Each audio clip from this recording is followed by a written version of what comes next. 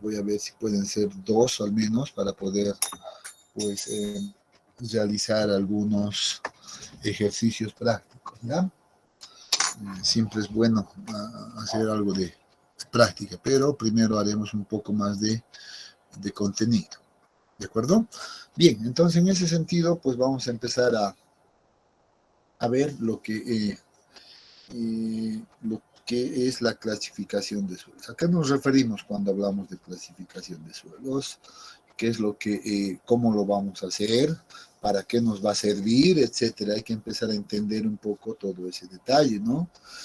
Algo que debemos decir en este momento probablemente es que todo lo que hemos visto en el capítulo 1, ¿ya? Propiedades índice, pues forman la base principal para poder clasificar a los suelos, ¿ya? Entonces, esa es la base principal, por tanto, con todo aquello, pues nosotros vamos a poder clasificar las suelos. ¿Qué entendemos por clasificar a los suelos? Pues seguramente muchos dirán, pues clasificar es como que seleccionar algunas cosas y ponerlos en algún lado, ¿verdad? Pero sin embargo, el hecho de ponerlos en algún lado o dentro de algún contenedor, pues significa que todo lo que esté dentro de ese contenedor, pues deben ser o tener algunas cosas en común, ¿no? O sea, ser muy parecidos, ¿no? Entonces, cuando hablamos de la clasificación en suelos, pues básicamente hacemos eso. Lo que hacemos es agrupar a los suelos, ¿ya? En función a algunas de sus propiedades comunes, ¿no? Entonces, en ese sentido, pues vamos a empezar un poquito a entrar en la introducción a este capítulo, ¿no? Entonces, por eso, a modo de introducción, decimos, pues después de haber realizado la determinación de las propiedades índice, y sobre todo hacemos referencia a lo que es la granulometría y los límites de consistencia, dice, ahora se debe clasificar el suelo. O sea, por eso les decía, la base principal correspondía a la granulometría a las propiedades índice. Y estas propiedades índice generalmente son la granulometría y los límites de consistencia, ¿ya? Bien, habíamos hablado en el capítulo anterior ya en términos de que nosotros podemos definir, por ejemplo, a las gravas, ¿no? En gravas gruesas, gravas finas. A las arenas la dividíamos en tres subgrupos, como arenas gruesas, arenas medias y arenas finas también, ¿verdad? Entonces, esto correspondía pues probablemente al grupo de los suelos de grano grueso. ¿A partir de qué podíamos hacer esto? Pues a partir del análisis granulométrico por tamizado, ¿no? Ese ensayo de laboratorio que, por cierto, también tienen el manual y deberían de haber revisado. Entonces, a partir de eso, pues podemos nosotros identificar si nuestro suelo tiene todo este componente o tal vez no, ¿no? Entonces, eso también va a depender de qué suelo estemos estudiando, ¿no? Sin embargo, cuando nosotros hablamos ya de suelos finos, pues vamos a tener que hablar de estructuras mucho más pequeñas, ¿verdad? Y cómo están conformados, por ejemplo, los limos y las arcillas. A simple vista eso es difícil de apreciar, para lo cual requerimos nosotros siempre una vista a nivel micro, ¿no? Entonces, para ver cuál es la estructura que tienen esos suelos finos. También hemos hablado cuáles serían los minerales que predominan a esos suelos finos, etcétera, ¿no? Entre los principales habíamos mencionado a tres, ¿no? Que eran la hilita, la caulinita y la mormonita principalmente, y cada uno pues tenía una particularidad, ¿verdad? Entonces, bien, todo eso lo hemos visto en el primer capítulo, ¿no? También hablando todavía un poco sobre los suelos de grano grueso, hemos visto también la forma, ¿no? La forma que hay partículas redondeadas, puede haber que tengan estas formas angulares o angulares, etcétera, ¿no? Entonces, bueno, eso ya queda como algo que ya hemos avanzado. También habíamos visto en este caso, pues, la separación o los límites más bien, cuando seguimos una separación propuesta por la norma ACTM o el sistema unificado, ¿no? Como lo denomina grava gruesa, grava fina, cuál es ese rango, cuál es esa abertura, etcétera. Estos son temas que debemos ya tenerlo presente. ¿Ya? Entonces estos límites hay que memorizarnos, hay estos límites hay que tenerlos ahí anotaditos en algún lugar que la pueda ver rápidamente. Si nosotros nos vamos a la ASTO, pues vean la norma, la ASTO tenía otros límites, ¿no? Entonces para definir a las gravas, pues no utilizaba la abertura de 2 milímetros. ¿No? Y obviamente no hacía una subdivisión interna, sino solamente lo denomina como grava o como arena, y la ACTM hace una subdivisión adicional todavía. Era la diferencia entre ambas normativas, por ejemplo, ¿no? Entonces, bien, esto ya es también conocido para nosotros. Ahí aplicábamos el ensayo de análisis granulométrico y pues encontramos esta distribución de tamaño de partículas y finalmente teníamos nuestra curva de distribución de tamaño de partículas, ¿no? En este caso, pues, si les decía, si nosotros unimos la parte de análisis granulométrico con el análisis por hidrometría, pues vean que vamos a poder obtener una curva de este tipo, ¿no? Una curva continua donde vamos a decir, bueno, el limo inicia acá, termina acá y tenemos una pequeña cantidad o tal cantidad de arcilla, ¿no? Entonces, por ejemplo, esto era algo que nos faltaba ver, ¿no? Cuando si solo hiciéramos un análisis granulométrico. El análisis por hidrometría nos va a dar nos va a proporcionar más bien esta segunda parte de la curva. Entonces, esto es bastante interesante, ¿no? Entonces, a partir de esto, ahora, pues nosotros podemos, hemos visto también, ya continuando, hemos visto también la determinación de los límites de consistencia, entre esos el límite líquido, ¿verdad? Para lo cual utilizábamos este equipo de Casagrande, la copa de Casagrande si quiere, para encontrar el límite líquido. Ya lo hemos descrito el día de ayer, cómo se hace aquello. Para determinar el límite plástico, pues lo propio, ¿no? Entonces hacíamos una especie de rollos o rollitos con ayuda de una placa de vidrio, ¿no? Y encontrando estos dos valores, pues encontrábamos el índice de plasticidad, que es un parámetro bastante útil, les decía, ¿no? Y aquí, en este capítulo, todavía va a resultarse mucho más útil y necesario a la vez. Bien, entonces seguimos recordando estos detalles. Entonces, con toda esa información que ya conocemos ahora, pues podemos hablar de lo que es,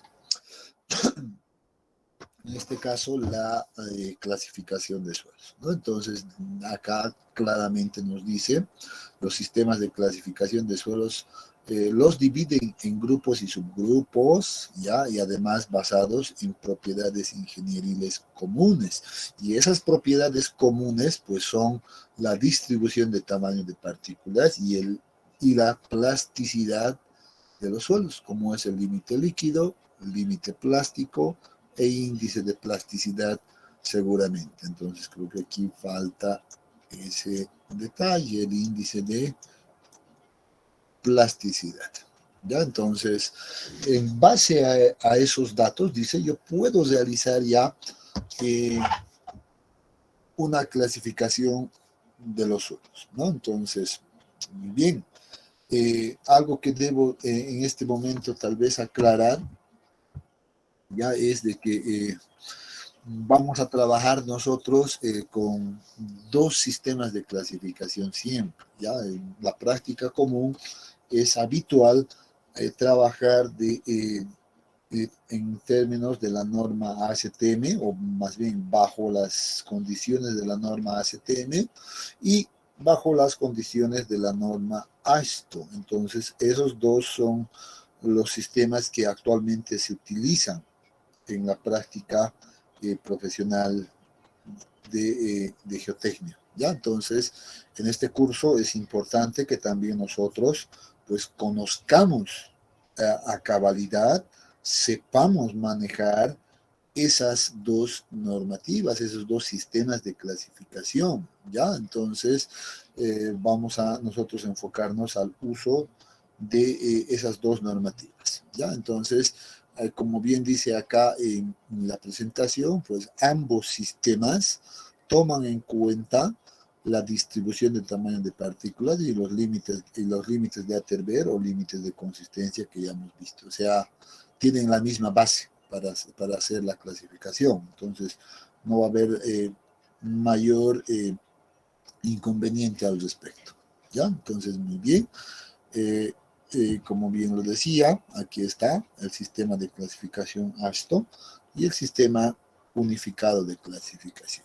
¿Ya? Algo que debo decir acá, pues es que no necesitamos tal vez de mucho respaldo teórico seguramente para poder hacer una clasificación.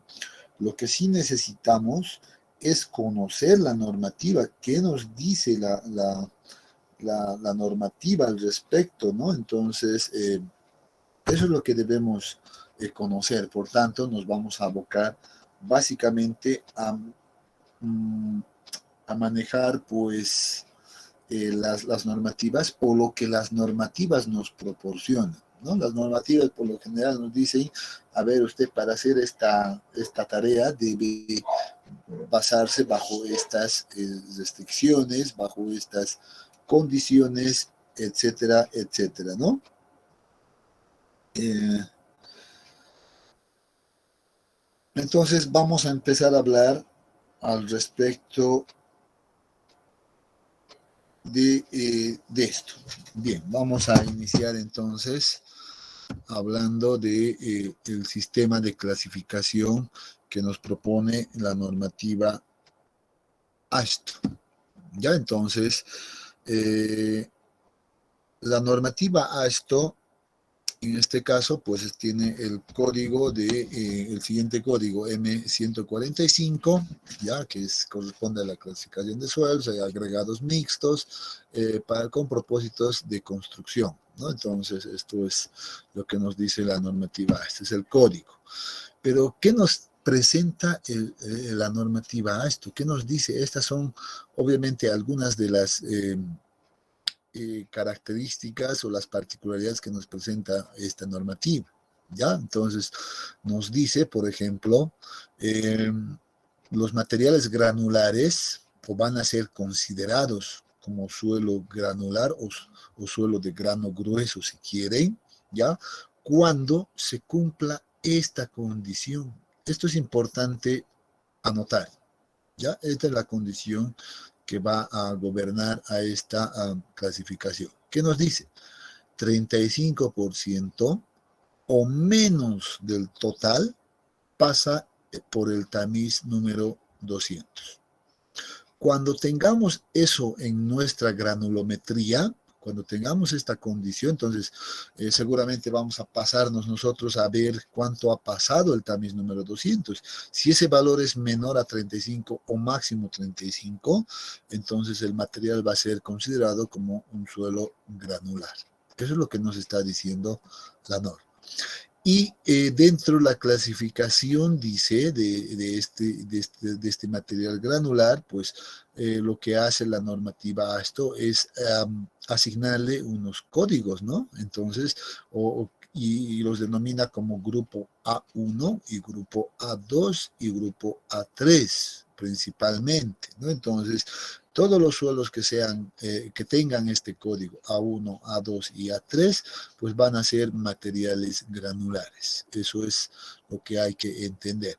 Bueno, aquí podemos un poco ampliar lo que nos dice la normativa, ¿no? La normativa nos dice, pues va a ser un A1, por ejemplo, una mezcla bien gradada de fragmentos de piedras o gravas con arenas gruesas, arenas finas y un ligante de suelo no plástico o de baja plasticidad. Dice, o sea que básicamente nos está diciendo que va a tener toda la granulometría que hemos visto, debería de tener desde partículas menores a 0,75, partículas de arena, partículas de gravas también, ¿no? Entonces, en todo esa mezcla, pues va a contener a los suelos del grupo A1, ¿no? Entonces ya debemos empezar a ver este detalle, que la norma a esto pues nos va a dar un código en este caso, ¿no? A1, A2 y A3.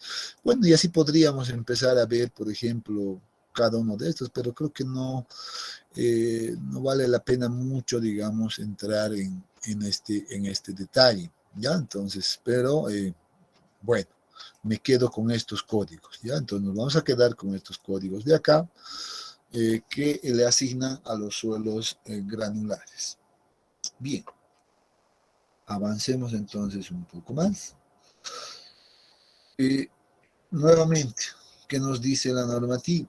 Nos dice, si no cumple la otra condición, o sea, que si más del 35% más bien del total de la muestra pasa por el tamiz número 200, entonces el material va a ser clasificado como suelo fino, ¿ya? Y a este suelo fino se le va a poder asignar un código, ya sea en A4, A5, A6 o A7. Ya entonces para clasificar a los suelos de grano fino, pues van a existir 4 grupos, ¿no? Entonces para los suelos gruesos habían solamente 3 grupos. Para este caso, pues dice va a haber 4 grupos, ¿no? Y nuevamente podemos hacer la descripción de cada uno de estos grupos o cuál es la característica de los materiales que van a estar dentro de este grupo. Por ejemplo, vamos a ver simplemente el final ahora, el grupo A7, que nos dice. Dice, son materiales similares al descrito en el A6, ¿ya? Salvo que tienen el límite líquido elevado y puede presentar elasticidad o alto potencial de expansión. Entonces, este es un detalle interesante.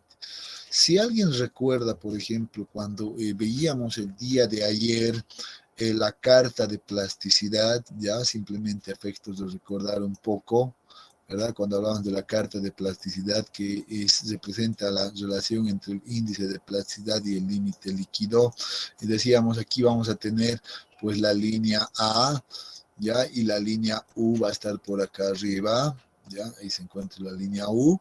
Y luego decíamos, miren que en la gráfica que nos presenta el texto base, pues separaba todavía a estos límites entre zonas, ¿no? Y aquí hablábamos de un valor de un límite de líquido de 30 y una segunda zona que hablaba de un límite líquido de 50, ¿recuerdan? Entonces esto lo hemos visto ayer.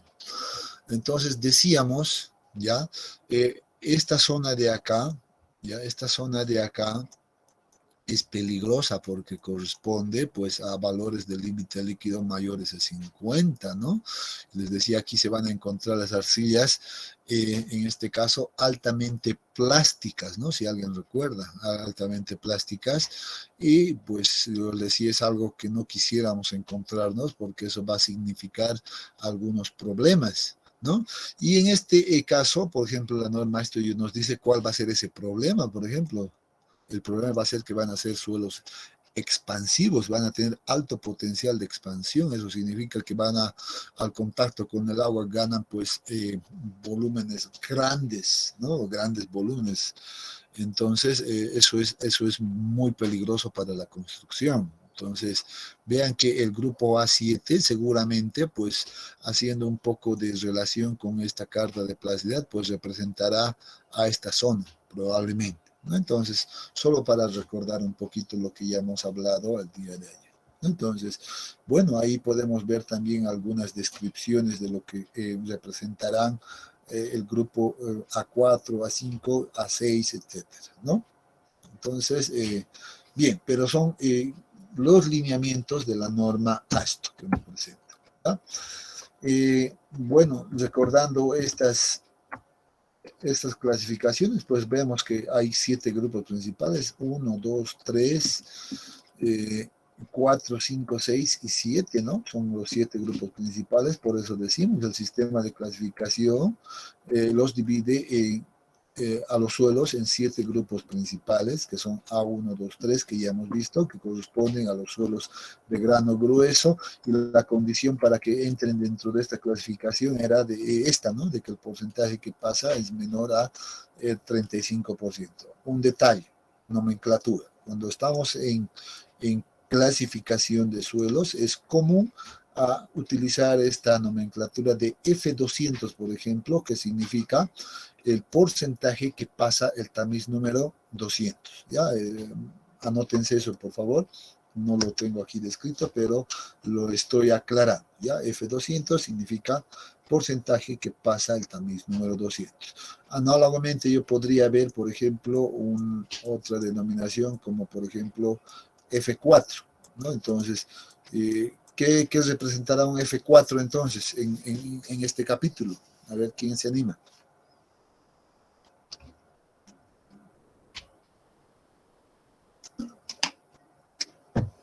Tamiz número 4. ¿Qué significará? Pero así como... Porcentaje que pasa. A ver, ahí estaban cerca. Porcentaje que pasa. El tamiz número 4. Exactamente, muy bien. Esa es la idea, ¿ya? Entonces, van a agarrar esa nomenclatura, se van a anotar. Si yo observo F4, significa porcentaje que pasa el tamiz número 4. Si yo observo, por ejemplo, este valor que sea F10, ¿qué significará? Porcentaje que pasa el tamiz número 10. Correcto. Y se van a acordar que el tamiz número 10, ¿qué abertura tiene?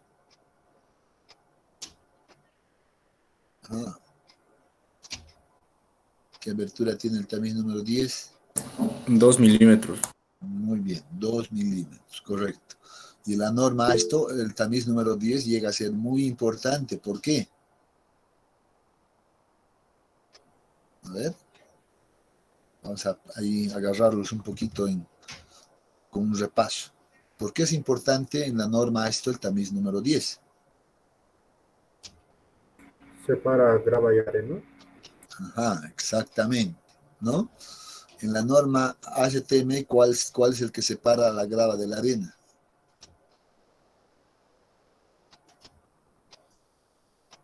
¿Qué tamiz? Número 4. Ajá, correcto, número 4. Muy bien. Así deben empezar a agarrar ustedes, ¿ya? Así practiquen.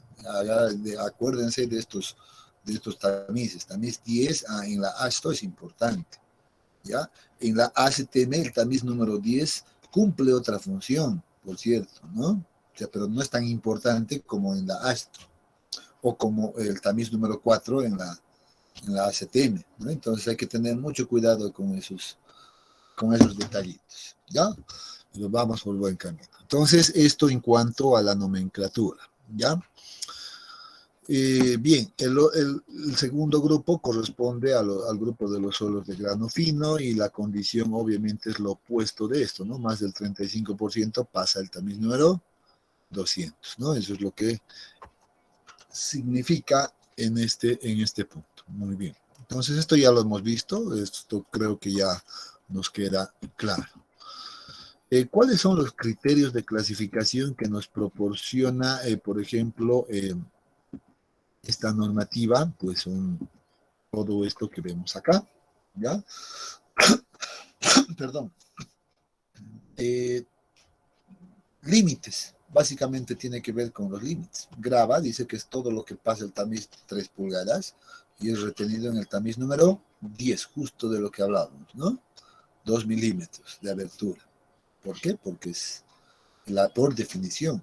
Arena, todo lo que pasa el tamiz número 10 y es retenido en el tamiz número 200. Eso es importante, estos límites son importantes. Limo y arcilla es todo lo que pasa el tamiz número 200, ¿no? Con diferencia de que la Ashton nos decía el, el, el, el tamiz o la abertura más bien 0.002 es la que separa al limo de la arcilla, ¿no? Si alguien recuerda esa abertura, pues también debería de entrar dentro de ese criterio. Sin embargo, en cuanto al criterio de la plasticidad, pues es simplemente esto, la normativa nos dice esto, ¿no? No nos dice otra cosa. Si el índice de plasticidad es menor a 10, pues el suelo va a ser un suelo limoso.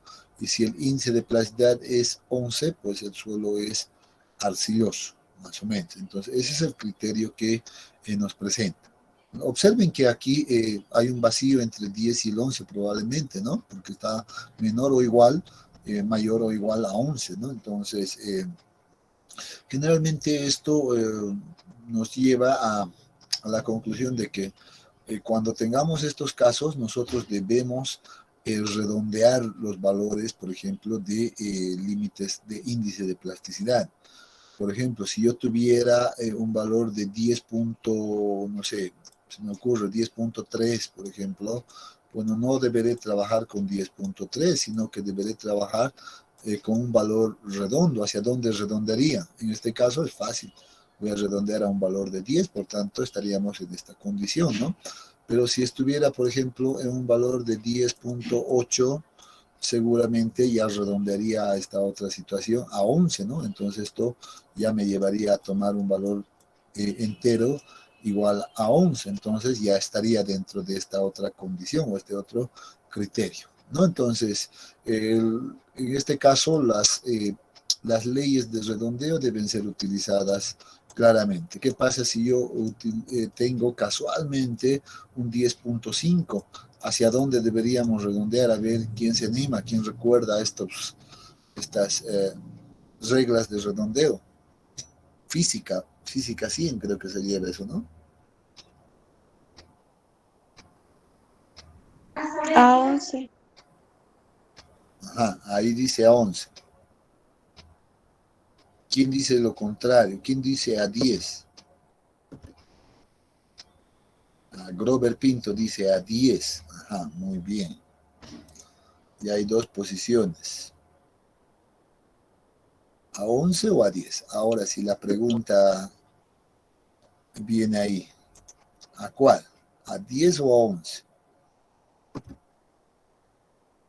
¿Alguien podría dar el justificativo por qué a 10 o por qué a 11? Porque cuando se tiene el número 5, tienes que ver el número que está al lado, si es impar o par. Y creo que si es impar, se redondea a un número más, o sea, 11. Y si es par, Ya no se redondearía, sería 10. ajá, exactamente, ahí está más o menos, por buen camino la regla de redondeo, ¿no ve? Sí, obviamente, cuando estamos en 5, ahí lo que dice las compañeras es correcto. Debemos redondear, o más bien debemos mirar este valor, si es impar o es par, ¿no? Si sería impar, deberíamos de redondear al par más próximo, ¿no es cierto? ¿Sí o no? Sí, ya. Y si esto es par, entonces, ¿qué hacemos? No vamos a redondear al impar más próximo, sino, ¿cuánto debería de ser? 10, me equivoco. Entonces, bajo ese criterio, esto debería de ser igual a 10. Pero, bueno, esto solamente lo he hecho por este rango, ¿no? Claro, hablando de reglas de redondeo, si yo tuviera, por ejemplo, un 11.5, ahí cambia la cosa, ¿no? ¿A cuánto redondearíamos? 12. Exacto, ¿no? Entonces, al par más próximo, en este caso, vamos al 12, correcto. Eso sí hay que tener también un poquito de cuidado con aquello, ¿no? Pero bueno, poco probable que tal vez no salga eso, pero lo que sí hay que tener en cuenta en este caso que debemos trabajar con números redondos para evaluar un poco el criterio de plasticidad. ¿Ya? Entonces esto lo van a tener presente, por favor. Ese criterio de plasticidad, pues también en la norma ASTO es presentado a través de una carta de plasticidad, así como lo habíamos visto, por ejemplo, el día de ayer, una carta de plasticidad propuesta, ¿verdad?, por Atterberg, ¿recuerda? Entonces, pero la norma ASTO hace una, como que una zonificación muy interesante de acuerdo a sus propósitos que tiene la norma ASTO, ¿no? Tal vez en este momento es oportuno indicar que la norma ASTO tiene los propósitos de trabajar en proyectos, ya, y lo voy a anotar acá, ya, y anótense por favor, ya, proyectos viales, ya, ahí están, proyectos viales.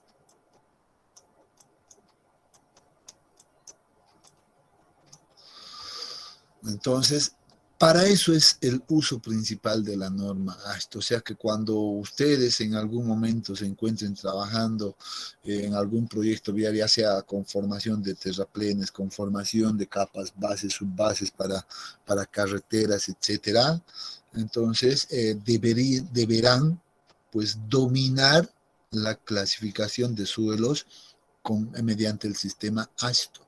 ¿Ya? Es más, yo les digo, hay colegas que pucha, lo dominan, pero a la perfección esta normativa, porque obviamente también tienen muchos años de experiencia seguramente trabajando en este tipo de proyectos, ¿no? Entonces, cuando a un ingeniero vial tú le dices, tengo un suelo A6, el ingeniero vial ya sabe qué tipo de suelo es el A6, qué calidad tiene, va a ser bueno, va a ser malo, ¿no? Ese rato ya viene a la mente. Si le dices a un ingeniero vial, tenemos un suelo A75, seguramente se va a poner a llorar inmediatamente ese ingeniero, ¿no? Entonces, él ya tiene por la experiencia, ya sabe que ese suelo no le va a servir para sus propósitos del proyecto, ¿no? Entonces, pero si le dices, bueno, en el banco de préstamo nosotros tenemos un suelo, por ejemplo, A1A, pues seguramente se va a poner feliz, ¿no? Al contrario, entonces va a estar bastante bien para sus propósitos, ¿no? Entonces, eso también, eso por eso les digo, si alguien de ustedes en algún momento va a inclinarse por esa vía, pues va a empezar va a tener que conocer adecuadamente estos códigos, las descripciones, qué materiales se dan en cada uno de estos códigos, ¿ya? Entonces, como les decía, esta normativa, debido a su objetivo mismo de proyectos viales, pues presenta la carta de plasticidad, pues donde hace una zonificación interesante, les decía, vean, donde forma, por ejemplo, una zona, dos zonas, tres zonas, cuatro zonas y cinco zonas. Y dice, en base a la experiencia que ellos han realizado, han tenido, trabajando con estos tipos o con los suelos finos sobre todo, pues dice que en esta primera zona se encuentran los suelos A26 y los suelos A6 principalmente, ¿no? Entonces acá se van a ubicar aquellos.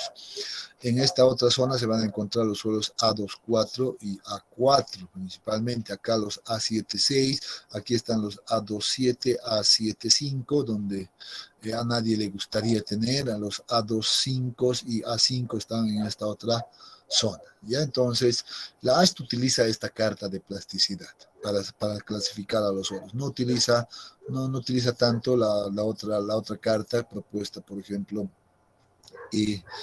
por Atterberg, la que hemos visto, ¿no? Entonces es un tanto distinto, una modificación en realidad en función a aquello. Pero, ¿cómo hace esta zonificación? Si uno observa acá, observen que aquí toma el valor de 10, ese criterio que habíamos visto anteriormente, ¿no? Entonces es interesante siempre ubicar aquello. El criterio de plasticidad está limitado por el índice de plasticidad, pues igual a 10. Entonces, debido a eso, pues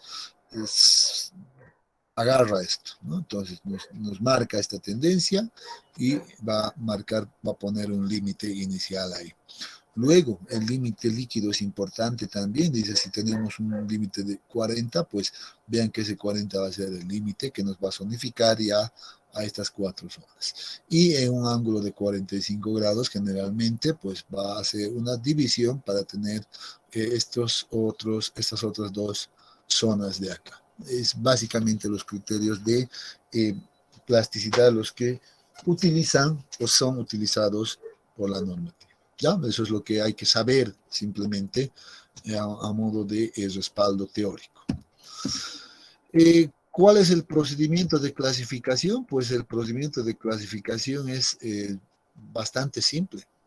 ¿Ya? El procedimiento de clasificación, según esta normativa, pues se resume en manejar adecuadamente la tabla de clasificación que nos proporciona la normativa. ¿Ya? Y esta tabla ustedes la van a poder encontrar en su formulario que les voy a proporcionar, van a poder encontrar en el texto también, en el texto base también está ahí la tabla. ¿Ya? Entonces, uno tiene que agarrar esa tabla, ponerlo a la mano y empezar a utilizar y conocer y saber cómo va a utilizar la tabla. Por tanto, el sistema esto, pues, o más bien la clasificación por este sistema esto, pues, se resume a aquello, en hacer el uso correcto y adecuado de una tabla de clasificación. Pero previo a aquello, dice, a modo de seguir una secuencia lógica, dice el punto 1, debemos verificar el F200. ¿Qué es F200? Es la fracción que pasa o el porcentaje que pasa el tamiz número 200, ¿no? Ya sabemos la nomenclatura. Y a partir de eso vamos a identificar la tabla correcta. ¿Qué es referencia a aquello? Nosotros hemos visto al inicio entre los criterios que a partir de este valor lo vamos a dividir en suelos gruesos y suelos finos, ¿no ve? Entonces, vamos a ver si ese valor es menor a 35 o mayor a 35. Entonces, si es menor a 35 va a ser suelo grueso, si es mayor a 35 va a ser suelo fino. Entonces, seguramente que la norma esto nos proporciona, pues, esta tabla, ¿no? Entonces, esta es la tabla que nos proporciona la normativa esto, donde divide a los suelos granulares, suelos gruesos y los suelos finos. Ya, entonces aquí están, el A1, A2 y A3 están acá, ya, presentes, y para los suelos finos están el A4, A5, A6, A7, etcétera, ¿no? Y vean que esta tabla es bastante fácil de utilizar. Los criterios, por ejemplo, de clasificación se encuentran al lado izquierdo. Acá al lado izquierdo, esto uno tiene entonces que simplemente observar estos criterios y compararlos con estas condiciones que aparecen acá adentro, ¿no? Estos valores que aparecen acá son condiciones, entonces en función a nuestros resultados nosotros vamos a ver si cumplen las condiciones o no cumplen, ¿no? Entonces eso es lo único que vamos a hacer. En este punto, pues observamos primero, por ejemplo, los suelos A1 aparecen en el lado más izquierdo, ¿ya? Y luego están el A2, el A3 al lado ya derecho, ¿no? Entonces, algo que tal vez no les he dicho, ¿ya? Y generalmente también la norma ASTO, y anótense esto por favor, ¿ya? La norma ASTO, pues clasifica los suelos en términos de la calidad del material. Eso es lo que hace la norma ASTO. ¿Ya? Y por eso los ordena en códigos de A1, A2, A3, A4, A5. Eso significa que el suelo de mejor calidad para proyectos viales corresponde a los suelos A1. ¿Ya? Y el peor suelo para proyectos viales, por eso les decía, es el A7, ¿no? Entonces, por eso, este es de mejor calidad, el que le sigue es el A2, luego el A3, luego el A4, el A5, el A6 y el A7. Entonces, esa es más o menos la secuencia, ¿ya? Entonces, los suelos A1 son los de mejor calidad para proyectos viales, hay que decirlo claro, ¿ya? Bien, entonces con el primer paso, lo único que yo debo ver es si cumple esta condición o cumple esta otra condición, ¿no es cierto? Si cumple esta condición, pues bueno, me olvido de todo esto, ¿no? Entonces voy a decir, no me voy a fijar en esta zona media rosa, simplemente voy a verificar pues acá en esta zona medio verde, ¿no? Entonces ahí se va a encontrar mi suelo. Vean que con una simple verificación de cuánto pasa por el tamiz número 200, ya estamos simplificando todo, ¿no? Aquí o es A1, o es A2, o es A3, así de simple, ¿no? Entonces ya tengo ese detalle. O en el caso contrario, si no cumple con esta condición y sí con este otro criterio, pues entonces mi suelo va a ser un A4, A5, A6 o un A7, ¿no? Entonces, ahí vamos a ir viendo. Algo que debemos también observar en esta tabla de clasificación es una subdivisión, por ejemplo, de los suelos A1 a un grupo A1A, A1B, ¿no? Entonces, ¿esto qué significa? Que dentro de este grupo hay una subdivisión también en términos de la calidad del material. Por tanto, el A1A siempre va a ser mejor que el A1B, por ejemplo, ¿no? Entonces, eso hay que entenderlo de esa manera. En el grupo A2 lo propio, ¿no? Entonces aquí nos está diciendo, pues, se va a subdividir en un grupo de A24, A25, A26 y A27. ¿Ya? Entonces, lo mismo pasa con los suelos finos. Acá el A7 se subdivide en dos grupos, en A75 y A76. Vean que aquí no va a haber otro criterio, pero sí va a haber un detalle interesante. Acá dice A y aquí dice B, y en la parte inferior nos dice va a ser A si cumple con esta condición, ¿no? Entonces va a ser A75, ese suelo, si el índice de plasticidad es menor a esta ecuación.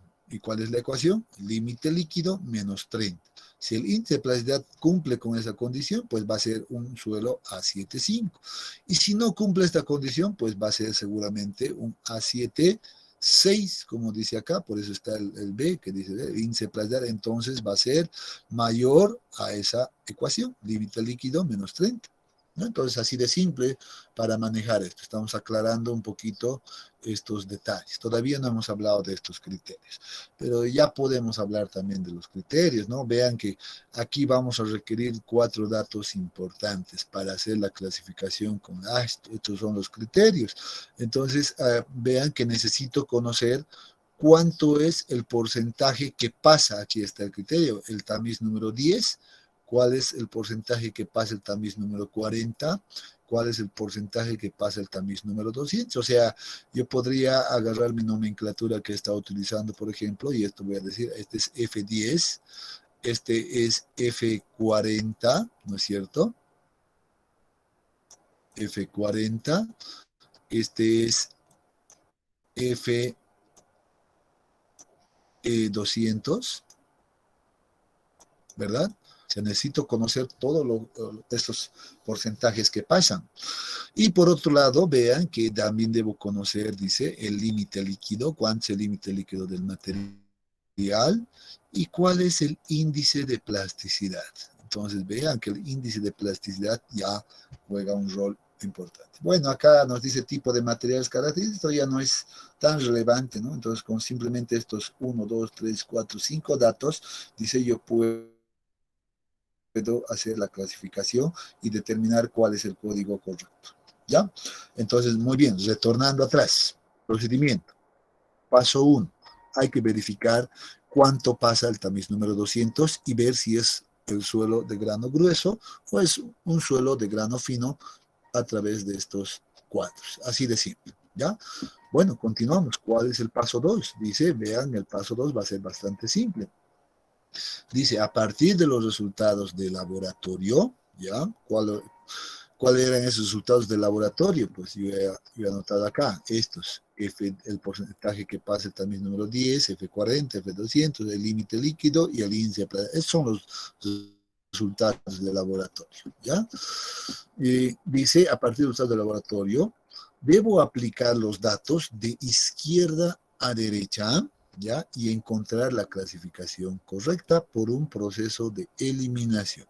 El primer grupo de la izquierda en la que se ajusten los resultados de los ensayos será la clasificación correcta.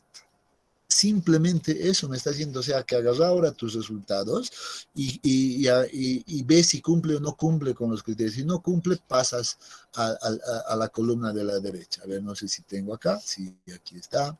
Muy bien, estamos nuevamente. Voy a suponer, he dicho, que vamos a estar acá. Ya nos encontramos acá. Y empiezo a ver, entonces, ¿cuál es el primer grupo de la izquierda? Pues es el A1A.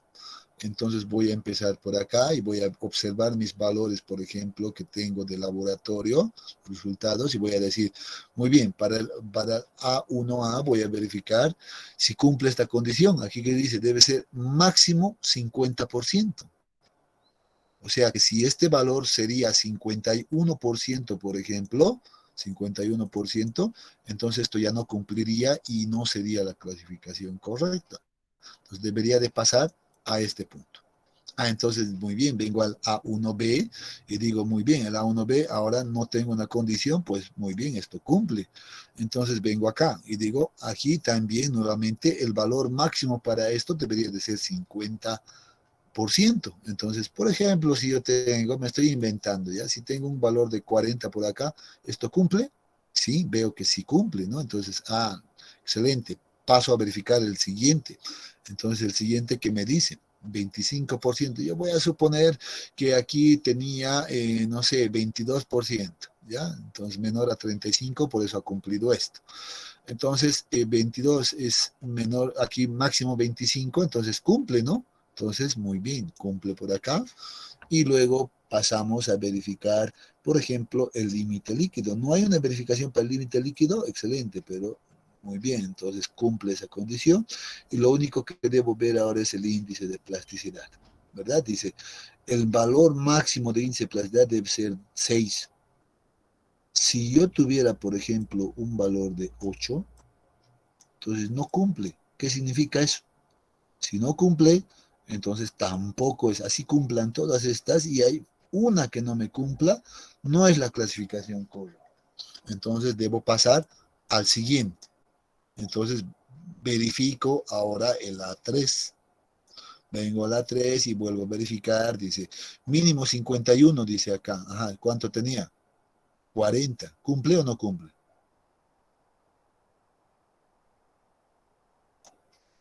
No cumple, ¿no? Aquí me está diciendo mínimo debe ser 51%. Entonces, bueno, esto cumplía porque no es la condición, esto no cumple, entonces ya el primero que no ha cumplido, pues entonces digo, este tampoco es y paso al siguiente, paso al A24, por ejemplo, y empiezo a ver, esto muy bien, cumple, máximo 35, ¿cuánto tengo? 22, cumple, entonces aquí máximo 40, voy a suponer que tengo, no sé, un valor de 35, ya estoy inventando. Pero entonces aquí ya me cumple. Aquí dice máximo 10. ¿Cuánto tenía? 8. Entonces ya cumple. Excelente, ya cumplido. Este es el primero que ha cumplido, ya para los valores inventados que me he dado, obviamente. Entonces digo, esta es la clasificación según la ASTO. Ok. Ya no necesito hacer estas verificaciones, ya no paso. Por eso dice, la primera columna de la izquierda que cumpla con los resultados del laboratorio será la clasificación correcta. Eso significa que ya no debo cumplir, ya no debo verificar acá, aquí me quedo. Este ha cumplido todos y listo. Me quedo con esta clasificación. ¿Ya? Bueno, quedaba aquello, ¿no? Entonces, por eso dice acá, el primer grupo de la izquierda en la que se ajusten los resultados de los ensayos será la clasificación correcta. Pregunta, ¿ha quedado claro el uso de esta tabla?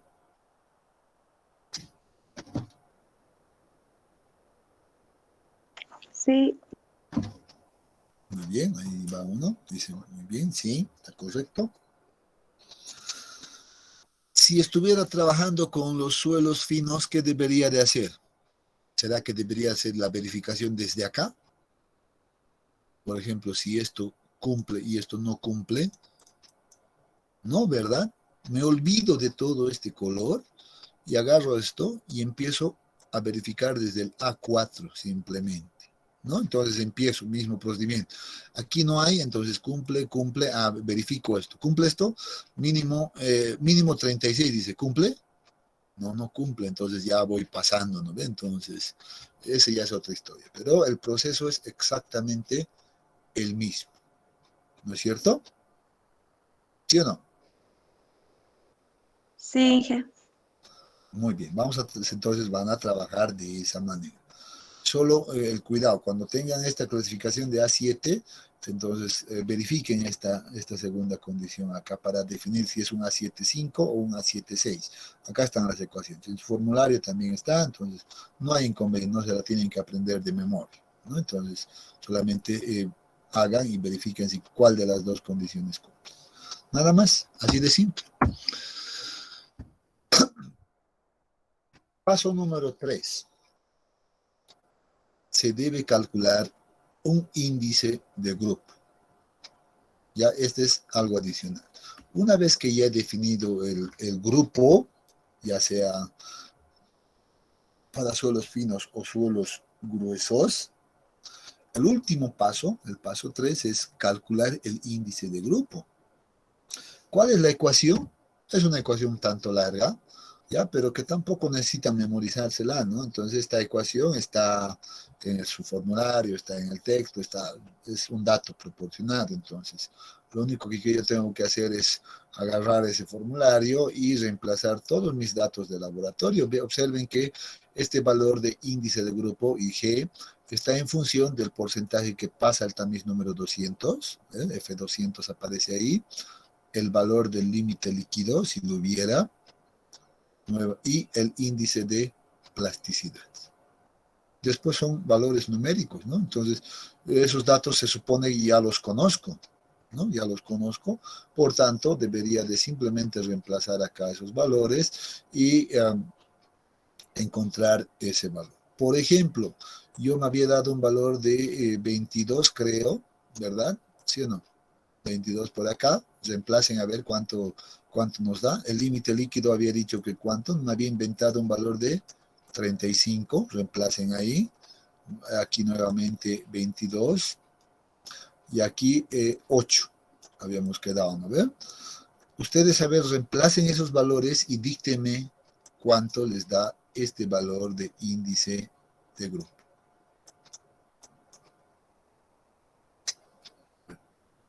Agarren sus calculadoras, rápido, rápido.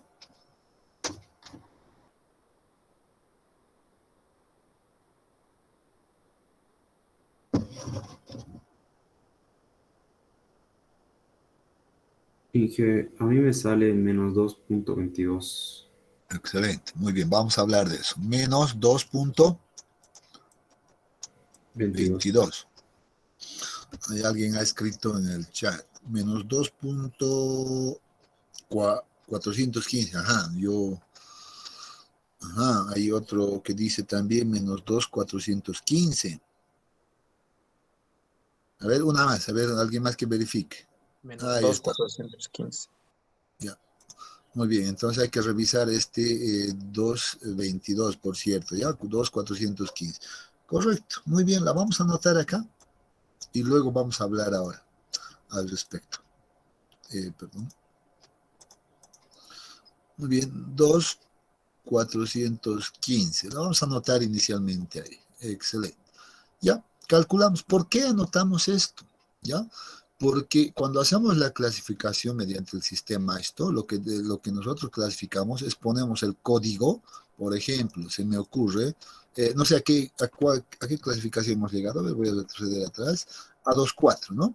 Con los valores inventados hemos llegado a 2.4. Entonces, en la clasificación a esto les decía, debemos poner ese código a 2.4, aparece más 1 en realidad, a 2.4, ¿ya? Y entre paréntesis debe ir el valor del índice de grupo. Pero ahora le voy a poner como IG nada más. Así se presenta la clasificación mediante el sistema ASTO. El código y entre paréntesis el índice de grupo. Pero, ahí siempre hay un pero, vamos a ver ¿Cómo lo manejamos el índice de grupo? ¿Ya? Es muy probable que nos salga así estos valores, pero ahora vamos a empezar a hablar, por ejemplo, de qué significa esto y cuál es la regla que se debe seguir para determinar o hacer el uso del índice de grupo. ¿Ya? Veamos un poquito lo que nos dice. Esto es extraído también de la normativa AESTO.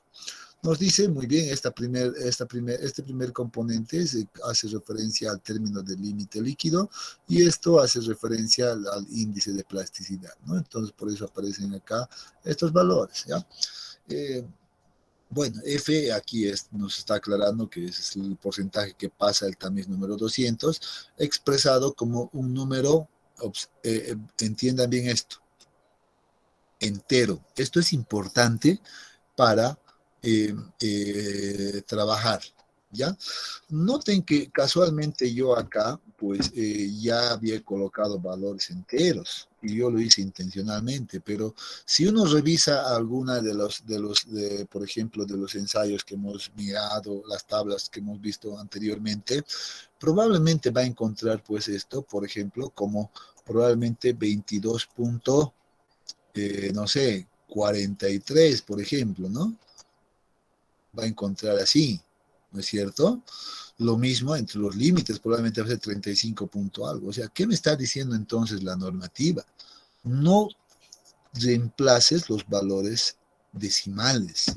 Cuando utilices la ecuación del índice de grupo, lo que te está diciendo es redondear al número entero más próximo, de acuerdo a los criterios del redondeo. Eso nos está diciendo. Vean que son cositas pequeñas, pero necesarias. Hay muchos en los exámenes, al margen de mostrarles así a detalle, yo veo y sacan otros valores de índice de grupo. ¿Por qué? Porque no consideran este pequeño detalle. Le ponen 22.43 y obviamente si yo pongo 22.43 a 22, va a salir otro valor, ¿no ven? ¿Sí o no? Entonces, tenga mucho cuidado con eso. Ya, esto es muy importante. Entonces, nuevamente, número entero. Estos valores de índice y límite plástico, también número entero. Ya lo hemos visto por qué. Entonces, hay que trabajar con números enteros. Pero para su uso, además, cuando ya hemos encontrado este valor, en este caso ustedes han encontrado con valor menos 2.415, ¿no? 2.415 han encontrado ustedes el valor de IG. Entonces dice, hay unas reglas que debemos tomar en cuenta. ¿Cuáles son esas reglas de uso? Primera, anótense, remárquenlo, resáltenlo, etc. Dice, si el índice de grupo calculado es negativo, registre el índice de grupo como 0. Entonces, ¿qué deberían de hacer ustedes acá?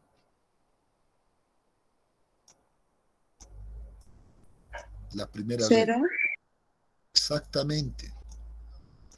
Agarren y la vuelven en 0, porque eso nos dice la regla.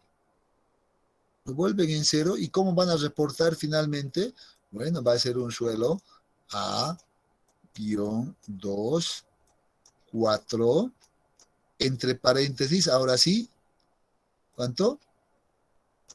0. 0, así de simple, y esta es la clasificación que se toma en cuenta. Muy bien, eso es lo correcto. Cuidado que saquen A2, 4, entre paréntesis, menos 2.415, ahí sí está mal, los aplazo. ¿Están escuchando?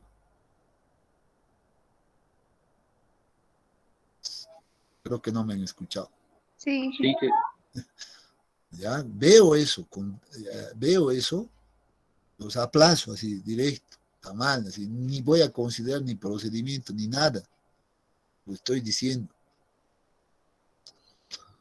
Segunda regla, si el suelo es no plástico, ¿cuándo era no plástico? Teníamos esta condición, ¿no ves? Mira, que cuando hemos hablado ayer, NP, ¿no es cierto? ¿Ya? Y no se puede determinar el límite líquido, registre el índice de grupo como 0. Si el problema nos dice, pues el suelo es no plástico, entonces no necesito ya utilizar esta ecuación, jóvenes. No necesito calcular nada. Entonces, cuando vea esto que diga no plástico, el índice de grupo debe ser directamente adoptado como un valor 0. Eso me está diciendo la segunda regla. Tercera regla, es importante estas reglas. Registre el índice de grupo como el número entero más próximo. Ejemplo, aquí hay un ejemplo, dice, si nos hubiera dado esto positivo, vean, por ejemplo, 2.4, dice, debe redondear a 2. Por ejemplo, aquí está, y la regla del redondeo aquí nos dice, ¿no ven? Vean, ajá, aquí hay un detalle, el índice de grupo es igual a 2.5, redondeará 3. Entonces, aquí está utilizando esa regla de redondeo. Pero nunca reporte, dice, un valor de 2.4 o con un valor decimal. Eso está mal también. ¿Ya? Entonces, cuidado que le pongan con decimales. Nuevamente, ¿veo eso? Mal. Siempre redondeado a un número entero. Regla número 4. El índice de grupo en los suelos de los subgrupos. Y esto es importante, esto se van a remarcar, ya, de los subgrupos A26 y A27 debe calcularse utilizando solo el término de índice de plasticidad de la ecuación, o sea, solo este término. No considero este término, ya, simplifico la ecuación, solamente me baso en esto y voy a tener esta partecita.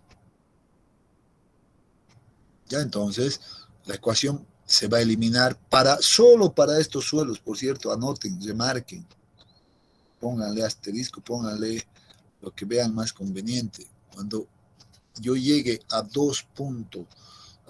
ecuación A26 o A27, entonces debería de utilizar solo eso. Ya casi hemos llegado nosotros a A24, nos habíamos quedado, ¿no? Si llegábamos a la A26 o a la A27, pues iba a ser ya incorrecto el utilizar toda la ecuación. Solo debo utilizar la segunda parte más bien de esta ecuación. O sea, esta parte. ¿Ha quedado claro eso, jóvenes?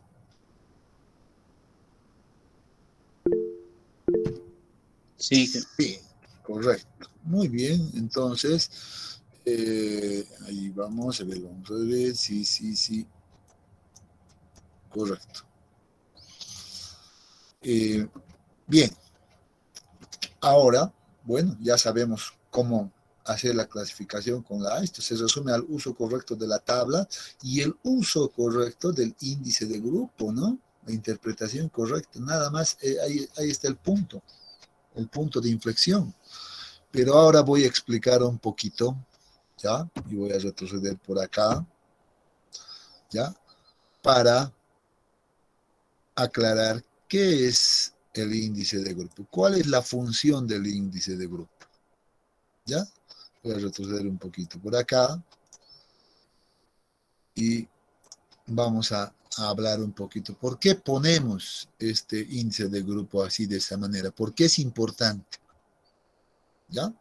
Entonces vamos a anotar lo siguiente. Anótense, el índice de grupo, jóvenes, ¿ya? Tiene la función, estoy diciendo, anótense, tiene la función de evaluar, ¿ya? Evaluar la calidad de los materiales de un mismo grupo. Evalúa la calidad. Y ahí con esto terminamos, ¿ya? La calidad del material o de materiales, más bien,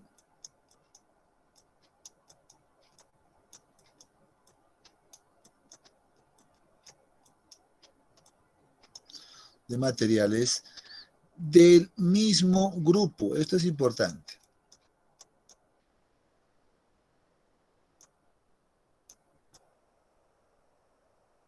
del mismo grupo. Esa es la función. ¿Ya? Del mismo grupo. A ver, vamos a hacer la prueba, si hemos entendido este concepto. Yo tengo este valor, ¿no? Entonces, por ejemplo, previo a eso, voy a todavía continuar algo más que falta. ¿En qué sentido? ¿Ya? En el sentido de que, en realidad, si, anoten también esto, si el índice de grupo tiende a 0 o es 0, entonces esto es mejor calidad.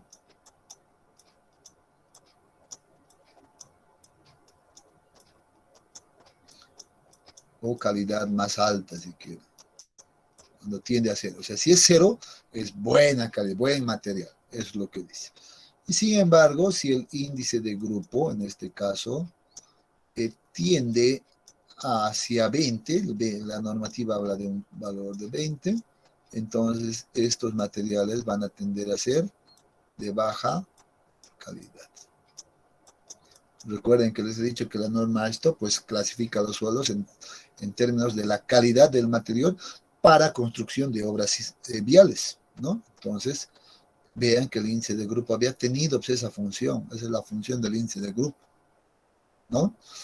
Y ahora aclarando esto, pues seguramente es fácil darse cuenta que, por ejemplo, nuestra clasificación de nosotros era un A2-4, ¿no es cierto?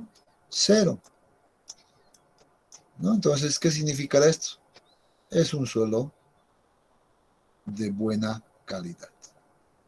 Si tuviéramos otro banco de préstamo, por ejemplo, que me dé una clasificación similar, por ejemplo, entre un A2, 4 y tenga un valor, por ejemplo, de 3 de índice de grupo, ¿qué significará?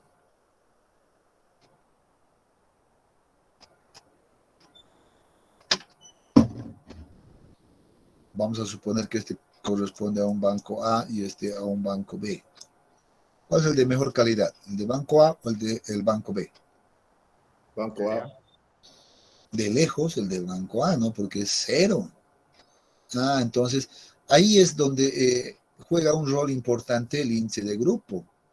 Ya el índice de grupo está, vean, podemos entrar en el mismo código, vean, A24, ya, entonces estamos hablando de casi un mismo suelo, pero si cuando evaluamos ya con el índice de grupo, yo veo la diferencia y digo, el de mejor calidad es el del banco A, por tanto, voy a descartar esto y me voy a ir a utilizar el del banco A, pues, ¿no? Entonces, ahí nos ayuda a tomar decisiones.